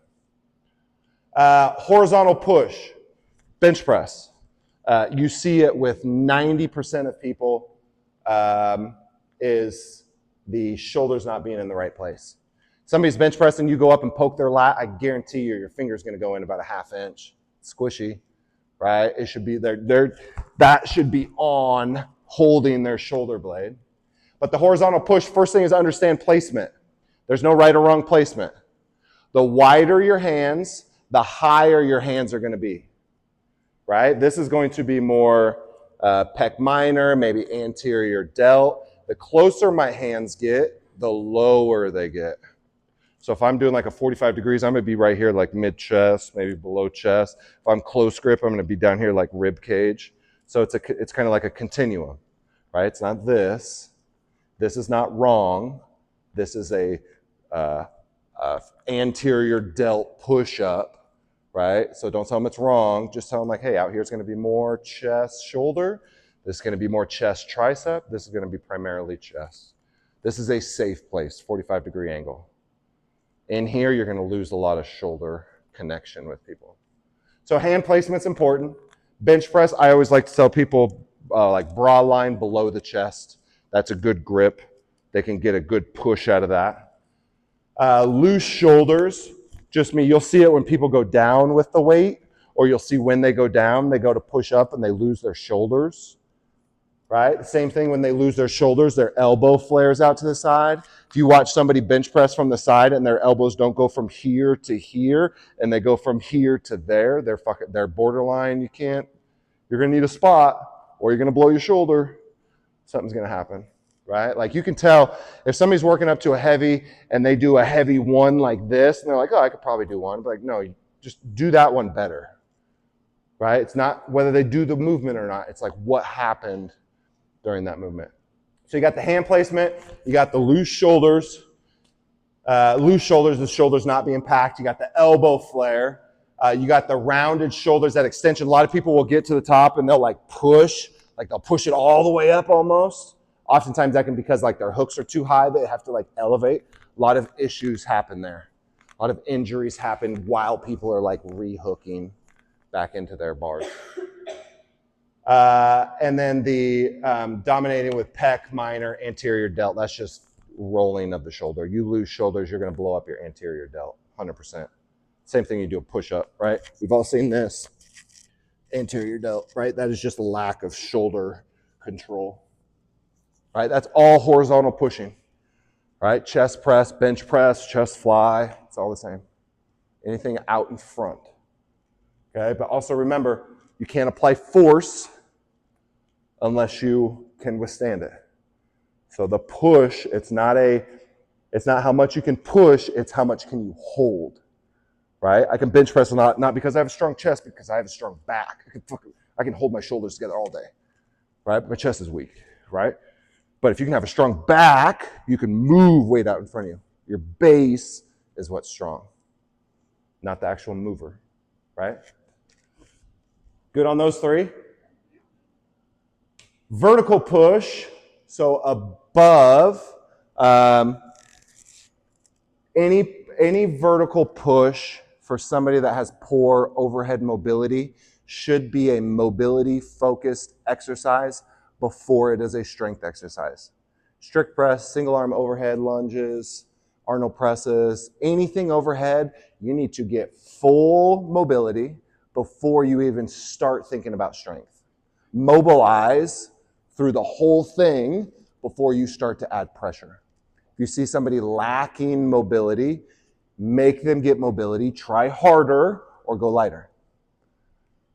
You've always heard the like, anytime you bench or do something out in front, you need to match it with pulling. You guys heard that? 100%, I don't disagree with it, but I think overhead mobility is more important than back strength. And you'll see it a lot in our programming. A lot of our overhead stuff is not for strength and bigger shoulders. It is for overhead mobility. Okay? So mobilize overhead, make sure they can go through it, then you can start treating it like a strength exercise. What starts to happen when you start pushing over top, we do a lot of different setups with vertical pushing. We do it kneeling, we do it standing, we do it like one leg, all different kinds of stuff. What starts to happen in each one of those is you disconnect the hips. You might like, have you guys ever done seated military press, like on a bar? Very different what you have to think about, right? Very different what you have access to. So standing, you have to think about, most people, because they have poor overhead mobility, they want to change the angle from a vertical push to a horizontal push. So to turn it into a horizontal push, all of a sudden they do this movement, right? Where they're standing with the bar and they like push themselves away from it, right? Few things are happening. One, their hips are tipping, which is causing that flare, which is allowing them to open up. But more importantly is their holders aren't holding while the movers are moving, right? They need to hold more so they can go to work overhead. So you'll see the hips tilt, you'll see the rib flare, you'll see shoulders elevate as they push, right? Maybe you might see one shoulder elevate. Vertical push and pull is a rotation of the shoulder blades. We're working in this plane, right? Horizontal push and pull is a retraction and protraction of the shoulder blades. So they're squeezing together and they're separating. They're squeezing together, they're separating. Overhead, pull down, up, they're rotating, right? So you'll watch people press and it's almost like they're doing like a bench press overhead because their shoulder blades don't rotate at all, right? So you're looking for shoulder blade rotation. Same thing on a pull-up. A lot of people do their banded lat pulls like this. There's zero rotation, and they're almost thinking about like pulling it to them like a row, right? Any lat-focused thing is rotation, not retraction, okay? Shoulder blades for limited overhead mobility. Again, a lot of limited overhead mobility because people are disconnecting from their core and they're pushing it like chest versus staying packed and actually rotating their shoulder blades. It's a weird thing for people to think about pulling their shoulder blade down while they're pushing their weight up. It's almost like you're doing two separate things, right? If you do it right now, it almost feels kind of weird.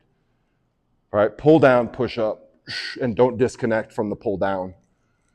Pull down, push up. And as soon as you lose that, shoulders are going to elevate. Right? Horizontal pull. Often in here, because we use gravity for our horizontal pull, the angle that you're pulling from is going to change what you're doing. Okay? A horizontal pull where you are, you want to be our puller? If she's doing a bent over row and standing, ideally she wants to feel like that weight's right out in front of her, pulling it to her. So the more parallel she can get with the ground, the better, right? Here, I'm going to tell her, hey, it's going to be harder to hold that position than it's going to be to fucking move the weight. You got to work harder on your holders than your movers. She's going to get done here and not think like, ooh, that was a good back workout. She's going to think, oh, my core, my glutes, everything's like locked up, right? If she changes her angle and stands up taller and does that same move, all of a sudden we have changed that from a rhomboid retraction, and it starts to become almost like an elevated shrug on the pull. So now we start incorporating traps. Not right or wrong, just what does she want to work? Hey, right here, you're going to get this. Up here, you're going to get this. You choose. She's like, oh, hell yeah, I want my traps, right? She'll stand up taller and start doing that would be like an upright row almost, right? Just know any type of, same thing on a one-arm row, right? People get down here like this and they start doing this shit, right? That's not wrong. That is just going to blow your traps up. If you're looking to look bigger traps, then elevate your trap, drop it down, right? That's how you work your traps. If you're trying to work your mid-back, you need to get your hips up. You need to be parallel to whatever you're pulling against. Cool? Horizontal. All the same things for the horizontal push. Same exact thing for the horizontal pull. Right? The cue on the horizontal pull is not the bar or the hand or the elbow. It is the shoulder blades. Shoulder blades need to come together. So if I say, hey, drive your elbows up, her elbows can go up without her shoulder blades doing anything. If I say bring that bar to your stomach, she could bring that bar to her stomach, shoot her shoulders forward. Now I could say, take the bar to your stomach, take the elbows to the ceiling, and squeeze your shoulder blades together. That is stacking cues to get an outcome, right? So not you can't if you're going to cue something, make sure that like that one thing fixes the problem. If it doesn't fix the problem, stack it until you get to that problem. It could be hey, this first rep, pull that bar to your stomach. Perfect. Second rep, pull the bar to your stomach and get your elbows to the ceiling. Perfect. Third rep, pull the bar, get the elbows and squeeze the shoulder blades. Oh, there it is. And so they like worked their way to it. And now they're like, oh, I feel the difference. Now it is a try harder, exert more energy, don't be in a hurry, and do it right. Because I got to get 8 of these in. Fuck, oh, I got 10 minutes left. Right? She's going to all of a sudden just start to finish out whatever she's finishing. I have recognized over the last couple weeks that it is, everyone's set is so different. Like, they're either like this, using a box, using a bench. What is the, I don't know, I know there's not necessarily a right or wrong reason, but how should we deliver as a coach? So different people ask, but you might do that right because they look around the room, you can see. Right here. Are they grounded? Yeah. This shit? Fuck that. I hate that shit. If I just go up and bump into somebody, are you balancing? Are you rowing? Like if you're doing balance work, like it's good exercise. But if you're trying to get a stronger back, you're not going to do it here. Right? There is no base to pull against. You have no control. You give me a 15, 25 pound weight, I'm going to have a hard time walking a tightrope, right? You give me a 100-pound dumbbell, I'm moving it, right? And it all has to do with the grounded balance. So whether it's this, or this, or this, all of them are fine because you're just trying to find, are you grounded? Are you balanced? Like this?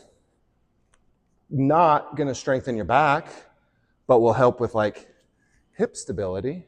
Maybe a good, like somebody that can't do heavy weight, maybe this is a good alternative for a one-arm row for somebody that can only lift 15 pounds. Right? Right? But if I'm trying to sell her strength and getting stronger, that is not wrong. I'm just going to inform her that, like, hey, you're going to have a hard time getting stronger. And the reason why that 25-pound weight feels heavy is not because you're weak. It's because of your setup, right? And they see somebody down here moving this shit around. It's not because they're stronger. It's because their base is more solid, right? You get somebody to create a solid base, you've just empowered that person, right? You make a dude come in and feel stronger. You make a female come in and feel like they're more capable. Fuck yeah, like, I'm gonna go take on the world, right? That is what that is. That is a base, overhead pressing, squatting, deadlifting, one-arm rowing. Start from there and then work up. It's not wrong. Setups aren't wrong, right? There's a bunch of different ways to do it. And I always share, I like to do it this way. I've done like high box, elbow on it, feet together. Oh, your core will be sore for 3 days. But that's going to be hard to work my back, but my core is going to get lit up, right? So really it's like, what's the objective? If you're trying to get stronger, you need a better base.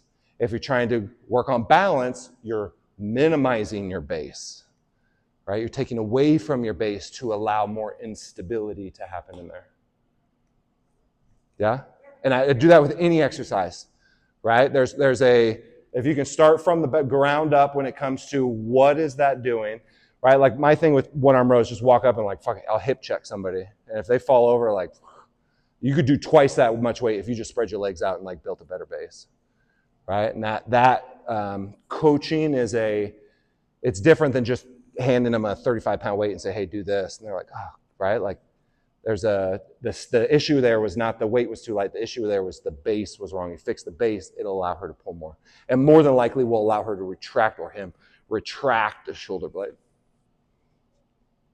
Cool. Anything else? Horizontal pull, we did that, right? Horizontal push and pull, very similar.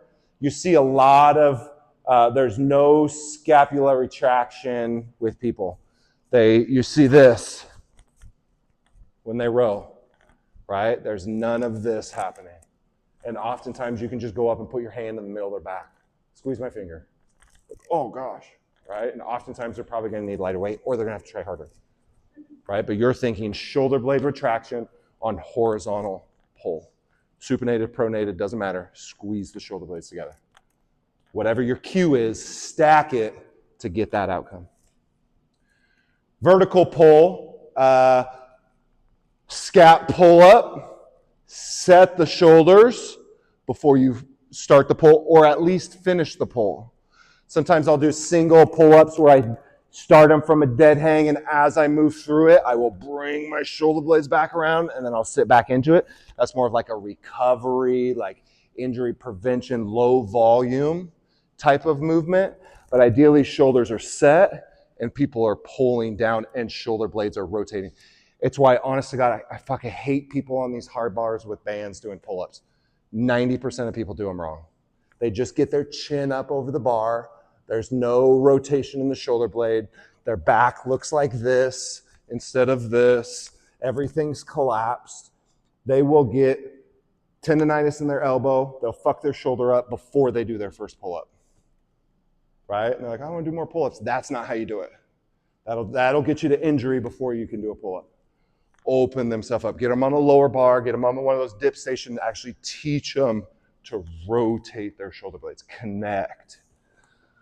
Yeah? And that kind of cueing is hard when somebody's on a band to say, hey, get off the band. You're not strong enough. Get on the bar. That is hey, guys, before you go do your pull-up, be honest with yourself. If you can't do a full pull-up with your chest above the bar, don't get up there. You need to be down here. As soon as somebody goes somewhere, it's very hard to bring them back around. Those are like you watch it in the extended warm-up, or you know whether or not somebody can do a pull-up before you just send them off into. So you're saying to just put the bar across like the chest and the feet on the ground, put themselves up that way as an alternative to the band if it occurs. Yeah, but still a vertical pull, not out in front, up above. Yeah. Because I'm looking for holding and then moving. You get somebody on a bar in a band, they're thinking about moving and they're not thinking about holding.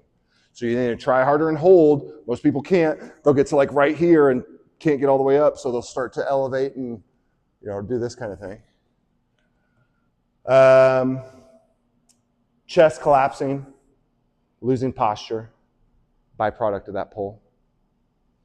Yeah? I think that's all I got. Coaches of the standard. I'm going to read this to you real quick. At the house, coaching isn't something you do, it's something you are. You don't just uphold the standard, you are the standard. This is the big thing when you are working out. Everybody's watching you, right? You've officially crossed to the other side of the fence, right? So how you move in here, your mindset, your attitude, your approach, your squats, your side lunges, your push-ups, your rows, your whatever you do, people are watching you because they assume you're doing it the right way because you're a coach. Why wouldn't you? You know better, right? That's their mindset. So however you show up in here, that I think that can be the negative of working here, is you are like, people are watching you, right? Anywhere from like, it took me 8 years of owning gyms to realize that I can't walk into this gym in a bad mood because everybody fucking feels it, right? So however you show up and whatever energy or whatever movement that you have, people are watching. You're the standard, right? How do you do something? Watch Margot. How do you do something? Watch Aiden. You are the example of how to do it, right? Members watch everything you do, how you move, how you train, how you recover, how you talk about workouts, how you approach hard days. If you're not on that list, people are watching. They're going to wonder, are you afraid? You scared? You tired? Why aren't you doing it? It's a subconscious thing. And if you've been at a gym where there's coaches that don't do certain things within that gym, people start to wonder, right? And you might have your reasons. Like a great reason is like you have your own sport that you're training for. So this does not support your sport, right? That is a perfect reason to not train at the house. If you got something else going on that is more specific to what you're doing, awesome. People just want to see that you're focused on something and that you're getting better with something and you know how to move. Your influence doesn't come from your title. It comes from the way you live, the house way. Your title is, you are a representation of wherever you are, right? You guys are house coaches. There's a certain expectation that has been set, and the higher we can raise that standard as a group, the more impactful we will be to everybody that comes in here. But we will only raise as a group. You can only be as good as your weakest coach, right? You can only be as good as your coach that knows the most, that is the most fit. Wherever your weakest link is, that is as good as you are, right? So everybody, if we are constantly focusing on improving, the overall expectation will start to elevate. You guys, if you've been here for a while, you've already seen it day 1 to like almost year 2, right? People's expectation here is like they have a certain standard that they want. It's going to happen in Redmond. You guys are in day 1, so it's not an issue. Somebody starts there in 6 months from now. There's a standard that you guys have set that people need to live up to, right? So it's a good and a bad thing, right? You come in here and people have expectations from you. They are expecting it because you're the best in town or whatever they have heard, they are showing up for that thing, right? It's like the blessing and a curse. It's cool, but like also we have to be better. Your movements set the tone for the room. Members learn as much from watching you train as they do from your cues, right? When somebody's watching me deadlift, I'm showing them how to deadlift. I'm picking that shit up and I'm setting it down. I'm picking it up and I'm setting it down. I'm showing them exactly what to do. I might even tell them what I'm about to do before I go do it, right? I am trying to be the example.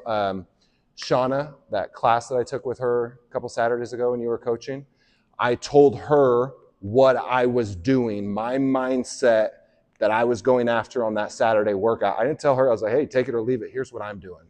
And she very much adopted a new way of seeing something because of the way I was going about it, right? So you can communicate it. You can just be it. You just be in that energy or be in that example sometimes is enough. We get coaches in here where there's somebody coaching, there are 3 or 4 coaches working out, right? And people are like, oh, that was big. That big energy for a reason.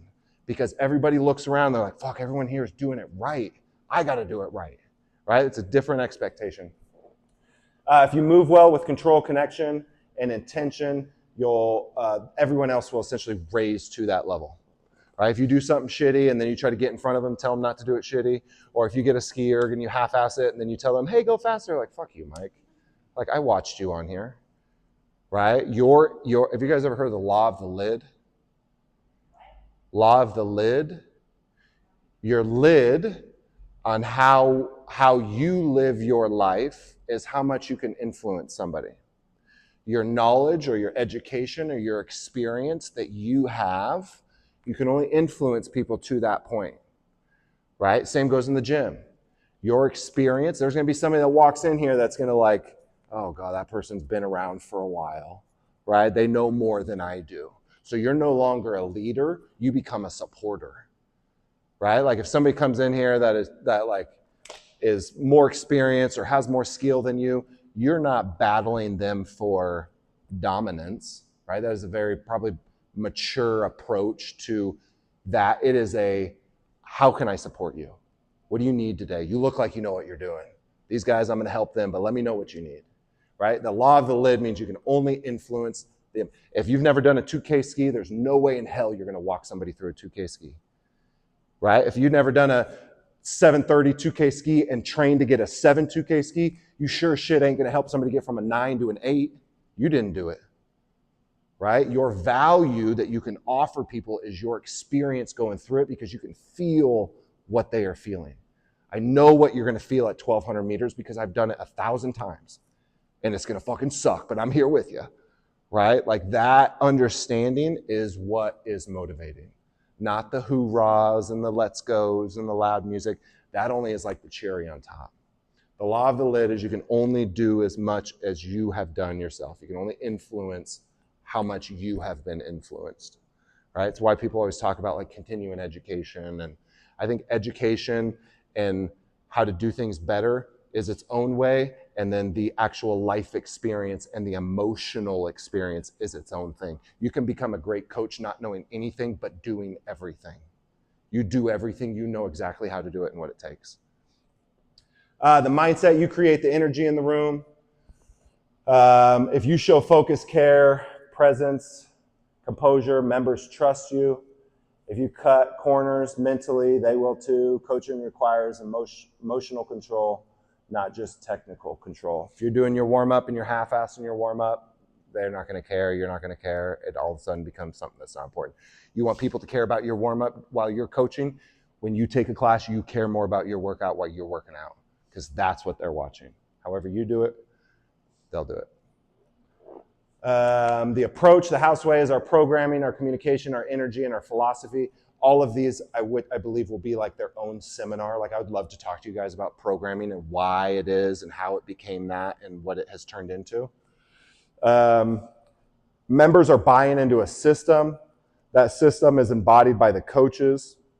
When you show that you believe in the training, when you do the workouts the way they are supposed to be done, when you hold yourself to the standard, you hold member to, they follow without resistance. Sam just started telling all these people in Redmond about her process of coming into the house, what she struggled with or where she was different or things that she kind of went through.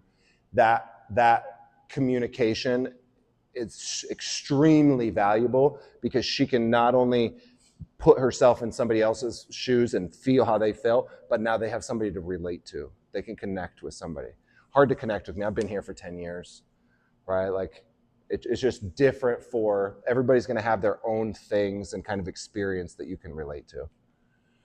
The standard you live is the standard people learn. People rise and fall to the level of what they see. We've all seen this. We see it at gyms. We see it with coworkers. The group as a whole, if it stays together and it stays high, shit can happen. You can move energy. As soon as the group disconnects or starts to, you have it's simple things like anywhere from not vacuuming the floor after class to, I don't know, fucking setting the 40-minute timer 10 minutes early so you get out of here 10 minutes early and you don't have to stay the whole hour. Like those are subtle things that like, you know, like you and I saw it, right? Like those are the things that members see that shit. Now, it's not, I had a guy in Portland that honest to God, he would set the clock back before class, get people started as if they were late, and then have them eat in like 12 minutes early. Yeah, it was pretty funny. Wow. It was wild. Is he still working? No. I think that's it.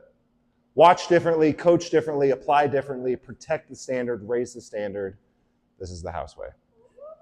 Differently in the sense of like, I've always seen the houses, you go into the house and somebody's like, why do you train at the house? I don't know. There's just something about it. There's a lot of things that we do different, but we have packaged that into something that a lot of people can't really pinpoint, right? And we are trying to see things different. We're trying to coach and communicate different, and we're trying to apply all of that together in a different way, and really in a way that some gyms, I mean, we all do the same shit, but we do it in a different way. We do it in our own way. This protect the standard, raise the standard. This is like, you know how to do a squat, do a squat every time that way, right? At no point should I have to tell you like, hey man, like, remember 6 months ago when we talked about how to do a squat? Like, we have to have that conversation again? Like, let's just both assume you're going to do that forever moving forward, right? Like, that is something that just instill that into people. This is how we move. This is how we think. This is how we work. This is how we train. And that is ultimately that mindset is a byproduct of effort. And that effort is what people are attracted to. That's the energy. That is the results. That is what makes people want to come back. But it's not the first thing you go for. It is a byproduct of everything else. We got 7 minutes. Anything we want to talk about? That's all I got. Specifics: agility, central nervous system, ankles, feet, just bouncing around. We're going to change, so instead of agility every other, it's going to be every third or maybe every fourth. So they'll do it maybe once a month. Yeah. Fans, yeah. Yeah. Anything else? Any other questions? So your first thing you need to do is see things. Start watching. But you watch it, go to the grocery store. Let's all go to Market of Choice and just pick an aisle. And just watch somebody squat down to get a can out of the bottom aisle. Right? You're going to be like, oh, your arches are collapsing, homie. Right? Like, right? But once you start to see those things, you got to see it first, and then you can start to communicate, and you can start to cue it. And oftentimes when you start, you're going to find yourself in a situation. It's like, oh shit, how did I get here? Like I went down this aisle and I don't know how to like get out of it, which is fine. You're learning, right? That is part of the process. But see things, apply things. People are expecting, and you can ask these two. If you are not coaching, all three of us hear about it every single hour because it's what they expect. It's what we're selling. We put it in emails. We put it on Instagram. We put it everywhere, right? And so when other places don't do it, they don't care because they're not selling it. It is our biggest thing that we sell here, is that we will coach you, we will correct you, we will cue you, we will make you feel good. You're not going to get hurt. It's like, one second. The analogy that I use is, think if everybody in here golf? No? You know what golf is. So let's say we go to the driving range. We're going to do a team event at the driving range. I got a personal golfer that's going to meet us there. We all show up with our clubs. We all get lined up. He's like, all right, guys, hey, thanks for coming to golf course. Grab 10 balls, line them up this way, grab this club. All right, start swinging. Everybody's fucking swinging. Jenna misses it a couple times, right? Somebody hits it and like shanks it the other, and the coach is back there just like, yeah, nice job, guys. Like, oh, hey, nice hit. Like, whoa, Jenna, shit. Like, right? Like, you're going to walk out feeling like, oh, yeah, but I didn't learn anything. I just swung a club for an hour, right? Like, you want to know, like, hey, change your feet, change this, change that. And it's not because I changed something. It's because all of a sudden you go and swing and that shit goes right down the middle. And you're like, wow, like there's a lot of value in that. Unfortunately, we don't have that like immediate fix where you see the ball fly down, but they can feel the difference, right? When you have somebody do a chitty squat and then a regular squat, like, hey, can you feel that? Be like, wow, that's the first time I've actually felt that. Be like, yeah, like awesome, right? That's a big accomplishment. So that is what you guys are. People are showing up expecting that critique and that ball to fly straight down the middle because we told them that's what they were going to get, right? So this stuff, practice it, apply it, and if it feels uncomfortable or you have issues with it, let's talk about it. about if you have somebody who's a little resistant? I had a lady the other night that obviously does not work out. Like I really was encouraging and helping her with everything. And at one point she saw me come in and she looked at me and she goes, "Now what?" And I'm like, "Oh, noted." So you got a few things there. One, that is more than likely that anxious person that showed up to the gym that didn't want to be at the gym. Yeah. Or it is a lack of trust in you. Or it is we call it high affirmation, low affirmation coaching. It's a low affirmation person. It is if we are all in a group class and you need the most attention, and I spend the whole hour coaching him, he's going to have one of two experiences. He's going to walk out thinking like, hell yeah, that guy just got a personal training session. Or he's going to walk out thinking, I feel awful. Nobody in class got Mike's attention because I took it all. Right? Two very different experiences. If I give him his first cue and he kind of like blows me off, fuck, that's the only one I'm giving him today. And we're just going to master it. If he says like, hey man, I really appreciate that. If there's anything else you got, like throw it at me. I'll be like, oh hell yeah, dude. Like, I'm just going to keep them coming all hour. So that is the ability to communicate and read the energy that you're getting back from somebody. People, right? Yeah. All new to us, 'cause Yeah. we've been there for 2 weeks, so we've never had her before. So I was just very encouraging, and at that point, I was like, she just wants to go through the movement. That's probably a trust. Trust starts with, how does that feel? What are you feeling right now? What do you need today? How's that squat feel? How does that look? Here's what I'm seeing, not a let me fix you. That is a ask questions, let them open the door so you can walk in. Don't fucking barge in and come in hot. That is a trust issue. It's maybe somebody that had bad experiences somewhere else. Maybe she's been hurt before. Maybe another coach made her feel stupid or feel a certain way, and she's just like, I came because my friend invited me. I don't want to be here. And ideally, those are the people where it's like, hey, you came to the right place because we'll take care of you. And then I'd say just ask questions. There's a member that Maybe same one. We're all around. no, I just remember she kept coming up to me like to ask a question, and she'd always start the sentence with, "I'm sorry for asking." And like the second time she did it, I was like, "Don't apologize for asking me something. That's why we're here." Yeah. Right. So like, ask me as many questions as you want. If I'm like working with someone else, come talk to me. I'll come over in 30 seconds when I have a chance. So like, I think it's like a little bit of. But you see her looking around the room and looking at Yeah. you do it, and she's no clue. Yeah. Hey, Yeah. this is what we're doing. I'll show you. And then Those are lost sheep. Lost sheep are people that are looking at other people to see what they're doing, or they're up here staring at the board and they're just like this. They were chatting reading her phone. Right.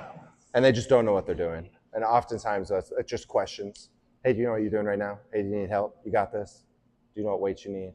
How are you feeling? How does that movement feel? But Redmond new gyms are very challenging because nobody knows anything. And so they're stepping into something that hasn't been created. Here, somebody steps in, they look around and be like, oh, everybody's just kind of going that way. yeah, and they don't know each other either. Right, right. They're not talking. So you're very much orchestrating the entire experience. Where here, you can kind of just, hey, I'll be back in 60 minutes, ready to go. Everybody will just run through it. Right? So there's a little bit more challenging over there. You have to take people's emotions and intentions a little bit more. But I think asking questions is always a great place to start with that kind of personality. So it was brought up last night. One of the members was like, "This is the heaviest I've ever been lifting," but she only goes to certain classes because the other certain her coaches they don't feel comfortable correcting her, even if she's doing it right. Not just telling her, "Hey, that looks great. Keep going." Like sometimes they just need that affirmation that they're doing it right. And I'm not going to get injured. So whether you feel comfortable correcting them or not, if you're like Carly's doing a great squat, tell her she's doing a great squat, it looks good, and ask how it feels, even if there's nothing to fix. They want to know that it's okay, and they want to make some. That's that. If you guys read that roadmap packet, it talks about those 3 different groups. That's 1 and 3. 1 is the like off the couch, newer person that just needs to be assured that they're doing the right thing. Like, hey, you're crushing it, keep going. Or it's the third person. I don't need you to walk past me and tell me anything other than Mike, hell yeah, Mike. If you walk by and like whisper that in my ear, I'm like, oh yeah, like I'm ready to go. Right? If you come up and like ask me how my day is or something, like very different. But yeah, I think if you're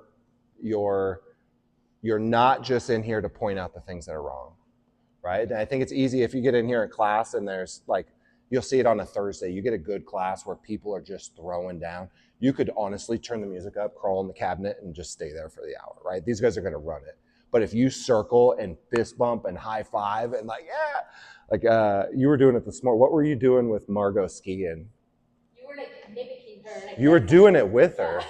You guys look like you were on like a, you guys look like you were on like a row team together. I felt like Yeah. come on, you freaking got Yeah. this. You were kinda- Like that, but she was not doing anything wrong, right? That energy coming alongside somebody when they're doing something right is very like, I know. you'll see a lot of fit people disconnect from coaches that don't know what to say to fit people. And that is what you say to them. You encourage them. Hell yeah. Like Packy's one of them. Everybody know Packy. Packy wants a coach that's going to fucking like hold him to a standard and make sure he gets after it. And if you don't do that, he's like, I could have done this at home in my garage. Why am I here? Right? He could have pushed himself harder. So there's people that, and it's not the like, you got to go harder kind of talk. It is just recognizing like, hey, you're crushing it. Like that's a lot of weight. Or ask, how's that feeling right now? Because it looks good, right? Like your squat looks perfect. Can you add more weight or are you like maxed out right now?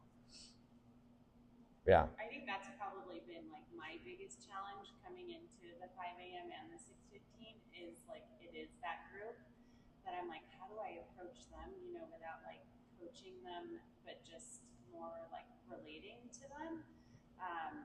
That for me has been my biggest opportunity. Is like people like Packy and Christian and those guys. I'm like, how do I like connect with these guys?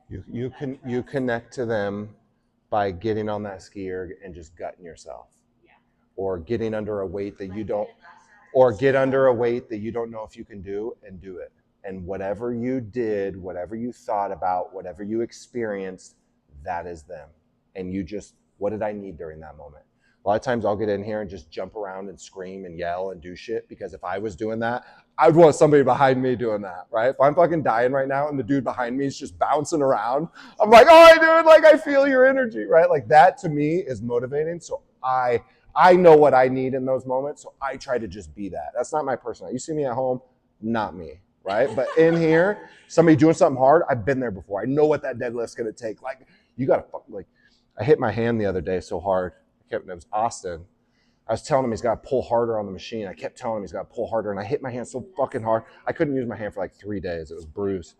But it was that kind of like you almost have to be the energy that you're trying to get that person to see, right? If you go up to somebody and be like, hey, you're gonna have to work really hard right here, they're gonna be like, okay. Be like, hey, like you're gonna have to get in there and like work hard. They're gonna be like, oh shit, like, I don't know what I'm about to get into, right? It's kind of an unrecognizable thing, which it should be because they've never done it before, right? So you're very much trying to create that like, hey, this is going to be fucking, you're going to do something you've never done before. And if you sell that and that attitude and that intensity, that is that like motivation when people talk about that they come in here and they're like, oh, I just wasn't motivated. It is the intention, it is the understanding, it's the coaching, then it's the music and the funds and the high fives, and that creates that environment. Cool? Any questions? I can either send this out or I can clean it up a little bit. But I think these, maybe I'll give you guys these. Those are really like, if you're squatting, just start looking for issues. And I'm almost sure if you don't come in here and start seeing things, let's talk again. Because you really should come in here and be like, oh my gosh, I don't know who to correct right now. Turn the music off. Everybody needs my help. Hold on a second. Let's all come together. Let me talk about this. Okay, go back to work. But this is 90% of what we're selling here. And if you can do this and correct cues, you go from a good to great overnight, just from cueing and helping people get from A to B and feel better about it. Cool? Thank you. I would love to do a programming seminar. I would love to do a communication and emotional, like what people are seeing and feeling and kind of like how you navigate who's who, what they need, how to talk to them. I feel like that's its own thing. But whatever you guys, I think the house way is really, I'm finding it's like 3 or 4 different things that each have their own kind of talk on it. But yeah.